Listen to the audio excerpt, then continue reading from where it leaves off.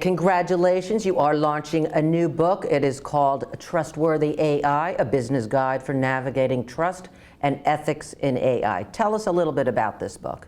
So the book is really, about providing a pragmatic view on going beyond those headlines on really what does ethics mean from a business perspective, right?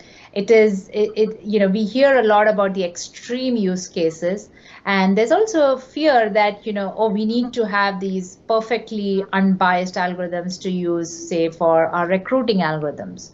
And yes, there might be. But I really wanted to bring a perspective on there are these extreme scenarios, but there are also scenarios where AI is being used today, and that still needs to be thought about from an ethical perspective.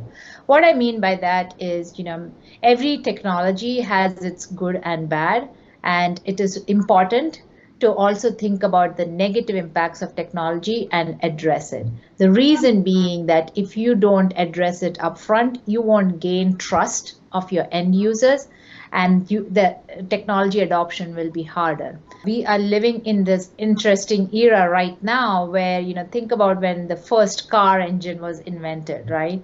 And the first cars came on the road, there were no speed limits.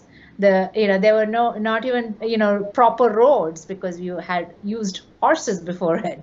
So we don't have the proper roads, we don't have speed limits, we don't have the lanes defined. So there is a balance that needs to be achieved on how do you define the lanes, how do you what speed limits are to come in, because those regulations are being defined. But it doesn't mean that you should wait for it. Every company can do something today to embed trust into their AI systems.